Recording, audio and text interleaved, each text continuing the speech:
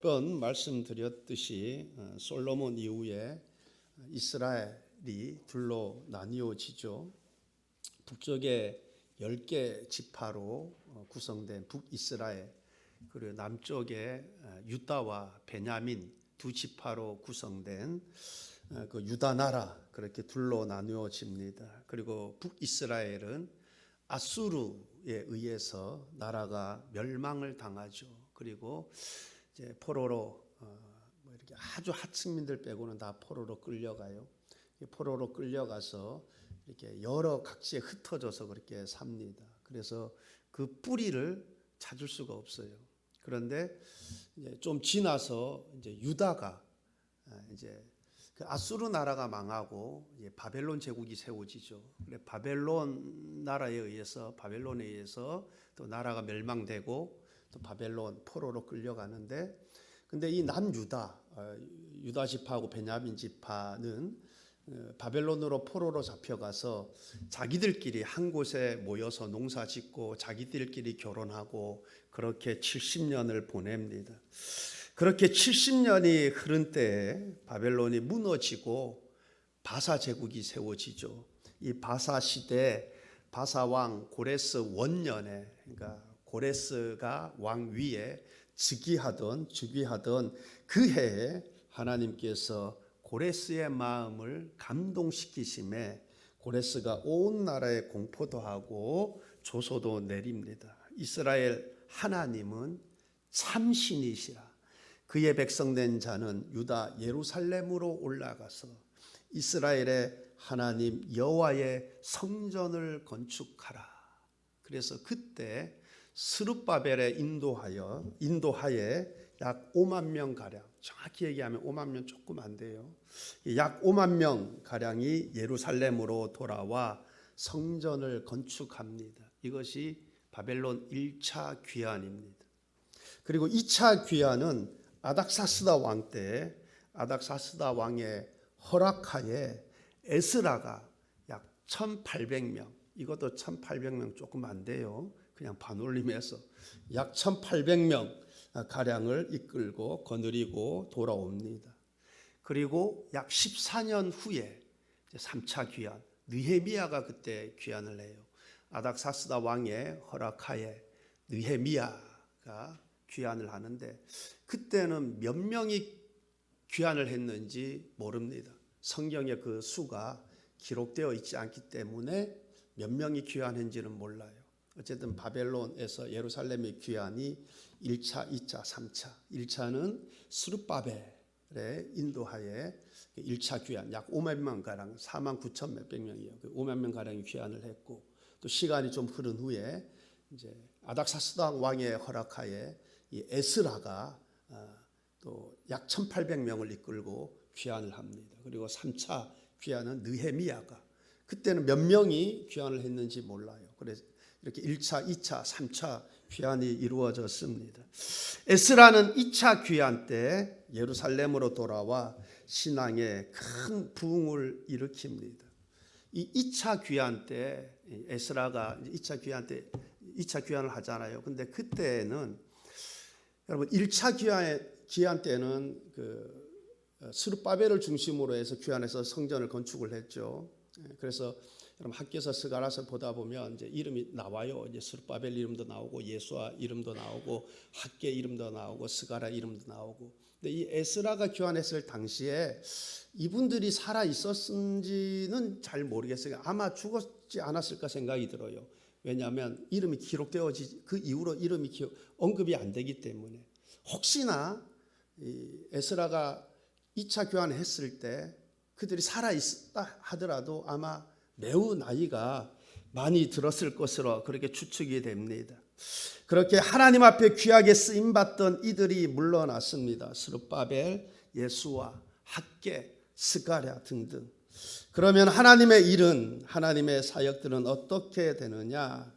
하나님께서 그들의 자리에 다른 자들을 세우십니다.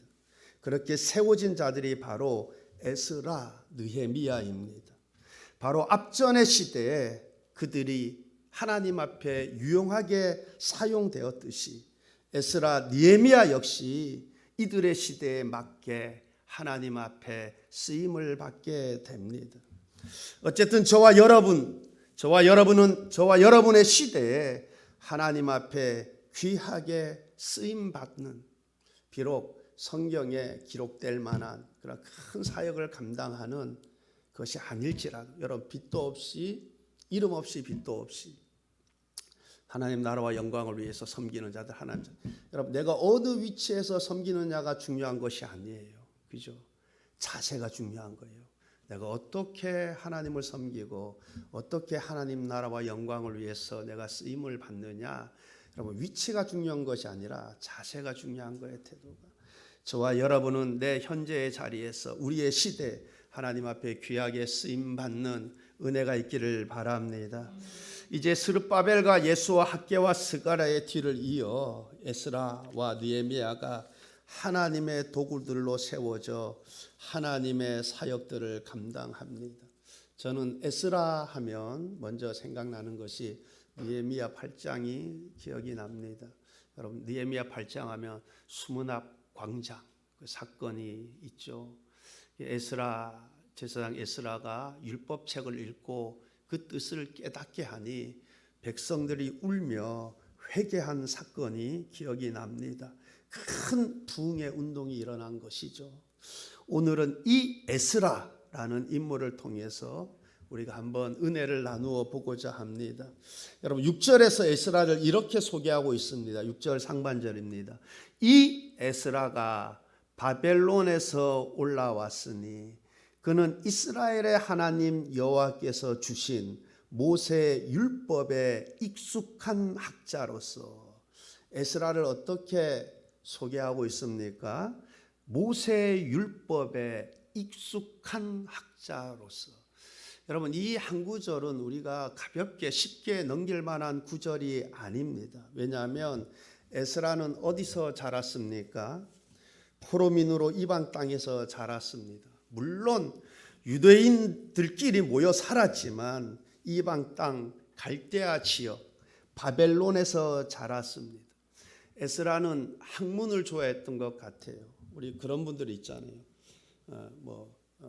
공부가 쉬웠어요. 공부가 취미예요. 이렇게 말하는 분들 있잖아요. 그런데 누군가에게는 공부가 취미이고 공부하는 것이 재밌고, 여러분 그럴 수 있어요. 공부하는 게 이게 새로운 것을 자꾸 이렇게 알아간다는 것에 대한 그 맛을 느껴서 정말 그것이 좋고 또 그 연구하는 게 기쁨이에요. 그런 분들 있어요. 에스라가 그러하지 않았나 그런 생각이 듭니다. 이처럼 에스라는 학문을 좋아했던 것 같습니다. 그런데 그가 자란 갈대아 사람들 역시 학문으로 유명했습니다. 특히 별을 연구하는 것으로 유명했습니다. 그렇다면 만약 에스라가 갈대아 학문을 익혔다면 갈대아 학문의 최고의 권위자로 쓸 수 있지 않았을까? 그래서 그로 인해 굉장한 명예도 얻을 수 있지 않았을까라는 생각이 듭니다. 그렇기 때문에 에스라는 갈대아 학문을 연구하고 싶은, 특별히 별을 연구하고 싶은 유혹이 많이 있었을 것입니다. 그러나 에스라는 그러한 것들을 다 뒤로 하고 여호와의 율법을 연구하고자 결심을 했던 것입니다. 그래서 그는 모세의 율법에 익숙한 학자, 모세의 율법에 능통한 학자가 된 것입니다. 여러분 유대 역사상 유대인의 3대 학자가 있습니다. 유대 역사상 3대 학자 그러면 누구를 꼽냐면 에스라를 꼽아요. 그 다음에 누구를 꼽냐면 힐레를 꼽습니다. 힐레를 못 들어봤죠. 아마 못 들어봤을 거예요. 여러분 학개스가라 말라기 이후에 그 세례 요한 때까지의 그 공백기가 한 400년 되죠. 선지자가 끊어진 거예요. 그죠? 그 400년 기간을 보통 이스라엘 중간기라고도 하고 이스라엘 암흑 시대라고도 하고 있는데 힐렐이라는 사람이 그 시대 때 사람입니다. 그래서 신학 공부 좀 한 사람은 이 힐렐이라는 사람을 다 들어봤을 거예요. 힐레 학파라고 아주 유명합니다. 그러니까 유대의 역사상 3대 학자를 꼽으라 그러면 에스라를 꼽고 힐레를 꼽고 또 누구를 꼽냐면 가마리엘을 꼽아요.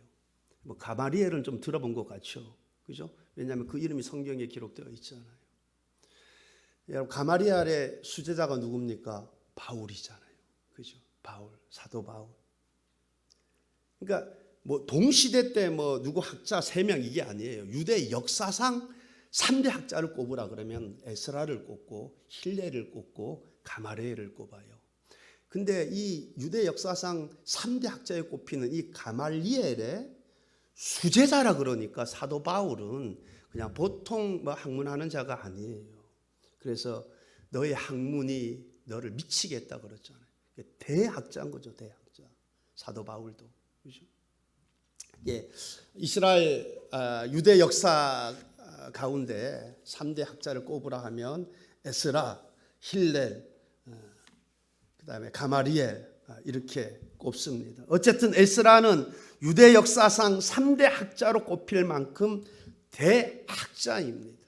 그래서 12절에 보면 에스라를 이렇게 소개를 합니다. 모든 왕의 왕 아다삭스다는 하늘의 하나님의 율법에 완전한 학자 겸 제사장 에스라에게 하늘의 하나님의 율법의 완전한 학자. 만약 학문을 좋아했던 에스라가 갈대아 사람들이 좋아하는 학문을 연구했다면, 그죠? 최고의 학자가 되지 않았을까? 갈대아 학문에 별을 연구하는데 그가 시간을 쏟아 부었다면, 열정을 쏟아 부었다면 당대 최고의 학자가 되지, 갈대아 학문의 최고의 학자가 되지 않았을까? 그런 굉장한 명예도 뒤따랐겠죠, 그죠? 그런데 그가 여호와의 율법의 완전한 학자라고 이렇게 칭호를 받은 것들은 그런 것들을 다 뒤로 하고 오직 뭐예요? 시간을 오직 모세 율법, 하나님이 주신 그 모세 율법에 연구하는 데 매진했다라는 것을 우리가 충분히 짐작이 갑니다. 그런데 여러분 더 중요한 것은 무엇이냐면 이 에스라는 단순히 율법에 능통한 익숙한 학자가 아닙니다. 그는 어떤 사람입니까? 율법을 준행하는 자였다고 합니다. 여러분 10절 상반절 말씀 보면 에스라가 여호와의 율법을 연구하여 준행하며, 여호와의 율법을 연구하여 준행하며. 에스라는 율법에 능통하고 익숙한 학자였을 뿐만 아니라 어떤 인물이었습니까? 준행하며. 여러분 이것이 아주 중요한 거죠. 행함이 없는 믿음은 죽은 믿음입니다.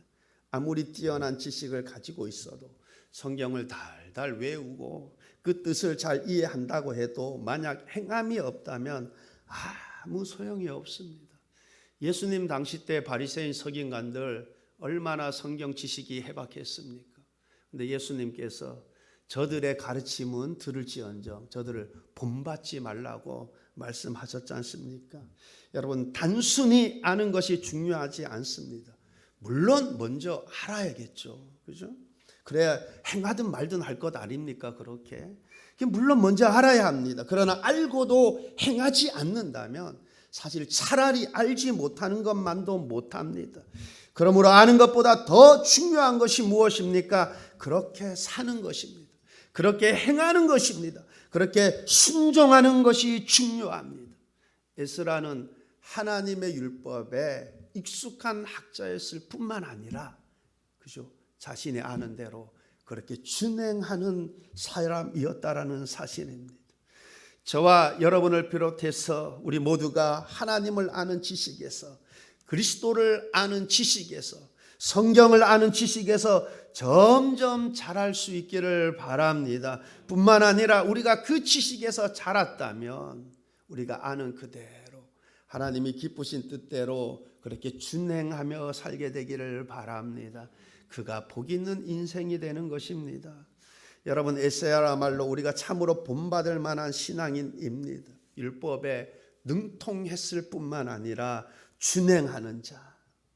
여러분 8장에 가서 보게 되면 이 에스라가 이제 약 1,800명 가량을 이제 모아서 이제 바벨론으로 예루살렘에 귀환을 하게 되잖아요. 그런데 그 안전한 귀환을 위해서 그가 무엇을 준비하는가? 여러분, 금식을 선포하는 것을 보게 됩니다. 21절을 보면 그때 내가 아하와 강가에서 금식을 선포하고 우리 하나님 앞에서 스스로 겸비하여 우리와 우리 어린 아이와 모든 소유를 위하여 평탄한 길을 그에게 강구하였으니, 평탄한 길을 그에게 강구하였으니, 에스라가 먼 여정을 위해서 하나님께 강구하는 모습을 보게 됩니다. 에스라 때 약 1800명 가량이 귀환했는데 여러분, 쉬운 여정이 아닙니다.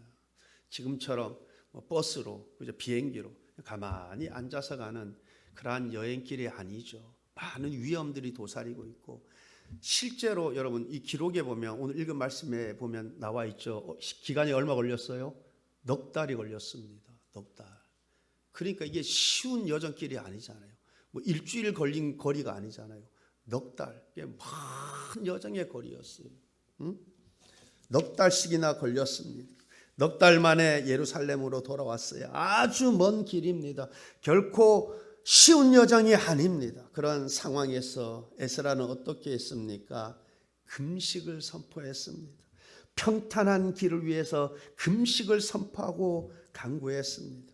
우리의 모습도 이런 모습 될 수 있기를 바랍니다. 어떤 특별한 일을 앞두고, 큰 일을 앞두고, 보통 때와는 다르게 어떤 결심의 기도, 어떤 이런 기도가 있기를 바랍니다. 여러분, 그 결과 8장 23절에 보면 이렇게 기록하고 있죠. 그러므로 우리가 이를 위하여 금식하며 우리 하나님께 간구하였더니 그의 응답하심을 입었느니라. 그의 응답하심을 입었느니라. 여러분, 에스라는 율법에 익숙한 자, 능통한 자였을 뿐만 아니라 준행하는 자였어요. 살아있는 믿음을 소유한 자였습니다. 그래서 그가 하나님 앞에 스스로 겸비하고 그 평탄한 길을 위해서 간구하는 그 모습을 보지 않습니까? 그러니 하나님께서 그가 구하는 것들마다 받게 하시는 것입니다. 은혜로 함께 하시는 것을 우리가 볼 수 있습니다. 그것이 7장 6절 하반절에도 잘 나타나고 있죠. 7장 6절 하반절에 보면 그의 하나님 여호와의 도우심을 입음으로 왕에게 구하는 것은 다 받는 자이더니, 그의 하나님 여호와의 도우심을 입음으로 왕에게 구하는 것은 다 받는 자이더니, 에스라가 아닥사스다 왕에게 구하는 것 다 받았다 해요. 그런데 그가 그렇게 받을 수 있었던 것은 에스라가 아닥사스다 왕을 잘 설득해서 받을 만한 것을 구해서, 그것이 아니라 무엇이라고 말씀하고 있습니까? 그의 하나님, 여러분, 그의 하나님 여호와의 도우심을 입음으로 하나님께서 그렇게 도우셨다는 거예요. 하나님께서 에스라가 아닥사스다 왕에게 구하는 것들마다 아닥사스다 왕이 다 구하는 것 주도록 하나님께서 그렇게 역사하셨다라는 것입니다. 그렇게 도우셨다라는 거예요. 여기서 우리가 생각해 볼 수 있는 사실 하나는, 혹 사람들이 나에게 호의를 베풉니까? 그것 하나님의 손이 이끄셨기 때문입니다. 하나님께서 에스라가 아스닥 왕에게 구한 것을 다 받게 하였듯이 그것 하나님께서, 하나님의 손이 이끄셨기 때문에 그렇습니다. 이처럼 누군가가 나에게 호의를 베풉니까? 사업이 뜻하지 않게 잘 풀리고, 하는 일들이 뜻하지 않게 잘 풀리고, 이 모든 것들 하나님의 손이 그렇게 이끄셨기 때문인 줄 믿습니다. 이것을 우리가 볼 수 있어야 됩니다. 그래야 우리가 하나님께 진정 마음에서 우러나오는 감사와 찬송을 올려드릴 수 있는 것입니다. 그렇습니다. 하나님께서 고레스 왕의 마음을 감동하셔서 성전 건축을 위해 바벨론에서의 귀환을 허락하였듯이, 하나님께서 아닥사스다 왕의 마음을 감동하셔서 에스라가 구하는 것들 다 받게 하신 것입니다. 여러분, 하나님께서는 하나님이 원하시는 것들 사람들 마음에, 사람들의 생각에 얼마든지 두실 수 있습니다. 여러분, 고레스 왕을 하나님이 감동시키심에 하나님의 성전을 건축하러 귀환하라고 보내잖아요. 그죠? 그리고 하나님의 도우심을 입음으로 그가 구하는 걸 다 받게 하잖아요. 여러분, 하나님께서는 하나님이 원하시는 대로 사람의 마음 속에, 사람의 생각 속에 얼마든지 하나님이 두실 수 있어요. 그래서 여러분, 혹 내 안에 어떤 선한 생각이 있습니까? 여러분, 하나님이 주신 은혜인 줄 믿습니다. 그래서 그러한 선한 마음을 하나님이 주셔서 내가 그것을 행하게 하고, 여러분, 그로 인해서 뭐예요? 내가 하나님을 기쁘시게 하고 그로 인해서 내가 하나님의 복을 받게 되는 거예요. 여러분, 혹 누군가가 나에게 호의를 베푸셔요. 그것도 하나님의 손이 이끄신 줄 믿습니다. 여러분, 내 안에 어떤 선한 마음, 선한 생각들, 선한 어떤 계획들이 내 마음에 품어집니까? 여러분, 하나님의 손이 이끄신 줄 믿습니다. 이처럼 우리는 평소의 삶에서, 현재의 삶에서 일어나고 있는 모든 일들 속에서 하나님이 이끄시는 선한 손길을 우리가 볼 수 있어야 합니다. 저는 사실 선교에 대한 마음만 품었었는데, 근데 그 마음도 하나님이 품게 하신 줄 믿어요. 그래서 제가 되돌아보면 하나님의 손이 이끄셨음을 내가 고백하지 않을 수 없습니다. 에스라가 그러했듯이 하나님의 도우심으로, 내일 모레 화요일 저희 NCF 선교회 산하에 교회 세움 선교회가 있어요. 원주민 교회 세움 선교회가 있고 거기에 한 부서가 교회 세움 선교회가 있습니다. 그 부서는 이제 목회자들을, 원래 해외에 있는 목회자들을 섬기기 위해서 만들어진 부서인데, 원래 가려고 하다가 못 나가가지고 그냥 어떻게 해요? 너무 그냥 그래서 이제 작년에 제주도에서 이제 집회를 했었었죠. 근데 그 교회 세움 선교회가 매주 화요일마다 11시에 모여서 기도를 해요. 근데 제가 이제 내일 모레는 제가 저희 교회에서 하기로 했어요. 저희 교회에서 하자고 해서 내일 모레는 저희 교회에서 해요. 근데 저희 오전 10시 30분에 오전 기도회가 있지 않습니까? 그냥 11시에 같이 기도회 그냥 하면 돼요. 하기 원하시는 분들. 근데 참고로 말씀드리자면, 제가 광고 때도 잠깐 말씀드렸지만, 참고로 말씀드리자면 11시에 시작해서 2시에 끝납니다. 2시. 와, 길기도 하네. 저도 2번 참석해 봤는데 저도 1시간에 끝나는 줄 알았거든요. 가서 그때 갔을 때 저를 설교를 시켜서 저는 그냥 짧게 설교하고 1시간이면 끝나는 줄 알았더니만 설교 짧고 길고 하고 아무 상관이 없더라고요. 정확히 3시간 하대요. 근데 보니까 그 예배 순서에 보니까 색스폰도 불고 워십도 하고 특송도 하고, 제가 제주도에 갔을 때 한 목사님 사모님이 특송을 해요. 특송을 하는데 목소리 성량이 굉장히 풍부하더라고요. 약간 남성적인 목소리, 굵직하고. 근데 찬양을 부르는데 이 제스처가 이게 그냥 아마추어 제스처가 아니야. 예? 몸짓하는 게 다 몸짓하는 게, 찬양을 몸짓하는 게. 제가 소시적에 그래서 제가 끝나고 나서 식당으로 가면서 물어봤어요. 그 옛날에 소식적에 그 야간 없어 반부대에서 많이 불러봤겠대요. 그러니까 웃으면서 많이 불러봤대요. 많이 불렀대요. 참, 그런데 은혜 받고 변화돼서 지금은 술 취한 사람들 앞에서 노래 부르다가 예배 때 하나님을 향해서 하나님 영광을 위해서 노래 부르니 찬양하니까 얼마나 좋아요. 근데 내일 모레 오실란지는 모르겠어요, 그분이. 어쨌든 간에 제가 보니까 특송도 하고 워십도 하고, 그리고 이제 기도 제목들 놓고 나라와 민족을 위해서 또 이렇게 와서 대표로 기도하고, 또 선교지를 위해서 기도하고 그런 순서 가지더라고. 그런 거 다 끝나고 나니까 한 2시간 되더라고. 그 2시간 정도 지나니까 그 다음부터 정확히 음악 틀어놓고 1시간 통성 기도하고 그래가지고 3시간 하더라고. 제가 그냥 참고로 말씀드린 거예요. 오전 내일 모레예요. 오전 기도회 하시는 분들 혹시나 중간에 나는 뭐 일이 있다 그러면 중간에 그냥 가시면 되죠. 뭐 그죠? 3시간이니까. 하여튼 참석하길 오전에 기도하시는 분들 그냥 같이 참석해서 기도하시면 괜찮을 것 같습니다. 그리고 5월 마지막 주간에 그 삼척 솔비치에서 또 해요. 그때 120명 예약을 했는데 뭐 어떻게 될지는 잘 모르겠습니다. 코로나로 인해서 어떻게 될지는 잘 모르겠지만 그것을 위해서 매일 이렇게 릴레이 금식 기도를 하고 있더라고요. 그리고 지난번 제주도 집회 갈 때 보니까 가기 직전에는 3일 금식 전체가 하는 걸 제가 봤어요. 여러분 제가 이렇게 되돌아보며 있지 않습니까? 정말 하나님의 도우심으로 저는 정말 뭐 한 게 하나도 없거든요. 제가 뭐 한 게 있나요? 제가 그들을 위해서 저도 그쪽에 이제 막 열심히 하는데 참석도 2번밖에 안 했어요, 제가. 그리고 뭐 어떤 특정한 목적을 위해서 선교회를 만들고 그걸 활성화시킨다는 거 여러분 그 쉬운 게 아니에요. 정말 쉬운 게 아니에요. 누가 해보라 해서 못해요. 왜냐하면 따르는 사람들이 동력하는 사람들이 붙어줘야 하는 거 아닙니까? 그죠? 정말 쉬운 게 아니거든요. 딱 되돌아보면 에스라가 왕에게 구하는 것들 하나님의 도우심으로 다 받게 하듯이 저도 되돌아보면 모든 것이 하나님의 도우심으로 하나님께서 하나님의 손이 그렇게 이끄셨다 고백하지 않을 수가 없습니다.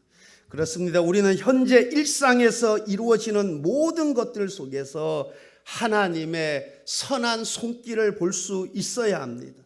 또한 앞으로의 일들을 내다보는 데 있어서도 내가가 아니라 하나님의 손이 어떻게 역사하실까? 하나님의 손이 어떻게 역사하셔서 어떠한 일들이 이루어질 것인가? 그것을 우리가 생각할 수 있어야 합니다. 제가 누차 말씀드리지만 균형을 잘 이루어야 한다고. 보통 한쪽으로 많이 치우신 분들 가운데 뭐 불러 성령의 불로 그래서 계속 그냥 성령의 불로 끝나. 근데 여러분 불러 우리가 성령의 불을 성령의 충만함을 받는 이유 목적 여러분 하나님께서 왜 우리 가운데 성령을 부어 주시느냐? 왜 우리가 성령의 충만함을 구해야 되느냐? 여러분 그 이유와 목적은 있자지만 하나입니다. 에스겔서 36장 27절에 보면 이렇게 기록되어 있어요. 또 내 영을 너희 속에 두어 너희로 내 율례를 행하게 하리니. 하나님께서 하나님의 영을 부어주시는 이유 목적이 무엇입니까? 내 율례를 행하게 하리니. 여러분 하나님의 영이 내 심령 가운데 부어지지 않으면 내가 하나님 말씀에 순종하는 자가 되지 못해요. 100% 실패합니다. 그것을 무엇이 증명해 줘요? 이스라엘의 멸망이 증명해 주는 거예요. 이게 성령이 내 안에 임하는 이유, 하나님께서 내 안에 성령을 부어주시는 목적, 내가 성령의 충만함을 구하는 이유가 무엇이냐면 하나님께서 또 내 영을 너희 속에 두어 너희로 내 율례를 행하게 하리니.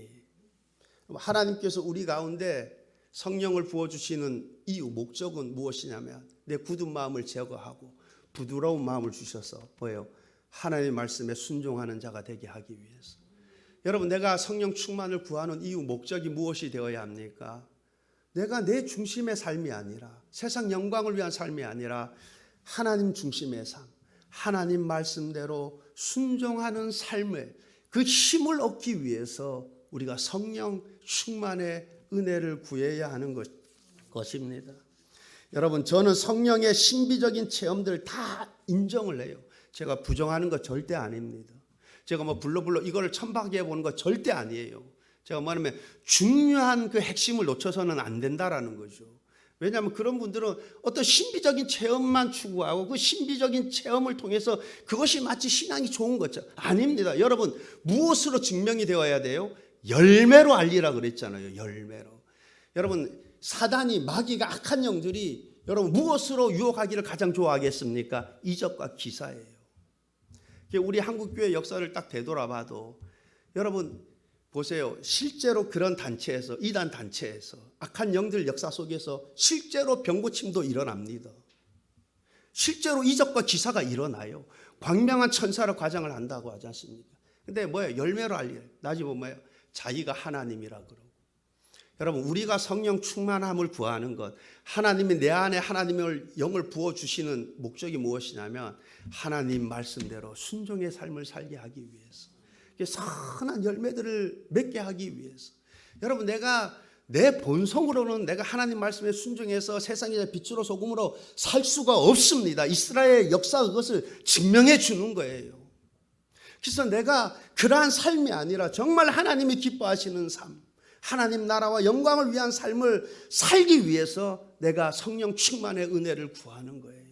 그리고 하나님께서 그것을 위해서 우리 가운데 하나님의 영을 부어주시기를 원하는 것입니다. 저는 성령 충만, 성령 체험 아주 중요하게 여깁니다. 저와 여러분 모두가 찬송 중에, 기도 중에 불같이 임하시는 성령의 체험들이 뜨겁게 있기를 소망합니다. 그런데 더 중요한 것은 우리의 마음이 부드러워져서 순종의 사람으로 변화되어지는 거예요. 그리고 단순히 불러불러 외치는 것보다 한편으로 더 중요한 것은 하나님의 손이 우리 삶 가운데 어떻게 우리를 이끄시는지 그것을 늘 염두에 두고 사는 것이 중요합니다. 지금 일어나고 있는 일들 속에서 하나님의 손을 볼 수 있기를 바랍니다. 또한 하나님의 손이 앞으로 일어날 일들에 대해서도 우리가 생각해 볼 수 있어야 합니다. 저는 여러분 모두가 에스라처럼 하나님 말씀을 사랑하고 하나님 말씀을 묵상하고 가까이 하고, 그런데 거기에 그치지 않고 말씀을 준행하는, 말씀 따라 사는, 말씀의 가르침대로 사는, 그래서 에스라가 하나님의 도우심으로 왕에게 구하는 것들마다 다 받는 은혜를 입었듯이 저와 여러분 역시 일상의 삶 속에서 하나님의 그러한 선한 손길에 은혜가 있기를 축복합니다. 여러분, 하나님이 도우시면 안 될 것도 다 잘 되는 줄 믿습니다. 안 될 것도. 그러나 우리가 하나님을 멀리하면 우리가 잘 될 것 같지만은 결국은 한마디로 말하면 망하는 거예요. 삶이 피폐해지는 것입니다. 예수님께서 내가 온 것은 생명을 얻게 하고 풍성하게 하려 함이라 말씀하셨습니다. 예수님을 믿는 저와 여러분 생명을 얻을 뿐만 아니라 이 땅에서 하나님의 은혜로 풍성한 삶을 누리게 되기를 바랍니다. 이를 위해서 에스라처럼 무엇보다도 하나님 말씀을 사랑하고 하나님 말씀을 연구하고 묵상하고, 그런데 단순한 지식에 그치는 것이 아니라 말씀을 다해서, 마음을 다해서 그 말씀에 준행하는, 그래서 그리스도 안에서 풍성한 삶을 누리게 되기를 바랍니다. 여러분, 하나님은 만홀히 여김을 받지 않는다 그랬어요. 심은 대로 거둔다 그랬죠. 내가 하나님을 가까이 하지 않고 말씀을 사랑하지 않고, 그래서 내가 하나님의 영으로 내가 삶이 변화에 대해서 정말 하나님 나라를 위해서, 하나님을 위해서, 여러분 내 그 중심이 없으면서 내가 내 욕심, 오직 내 명예, 그것만을 위해서 살아가면서 내가 형통하길 바라. 하나님은 만홀히 여김을 받지 않으신다 그랬어요. 심은 대로 거둔다고 말씀하셨습니다. 저와 여러분은 에스라처럼 어떤 유혹들도 다 뿌리치고, 여러분 하나님을 섬기는 일에, 하나님을 경외하는 일에 최우선을 둘 수 있기를 바랍니다. 말씀을 가까이 하고 말씀을 준행하고, 그래서 에스라처럼 여러분이 구하는 것들마다 하나님이 받게 하시는, 얻게 하시는 그 은혜의 삶이 되기를 바랍니다.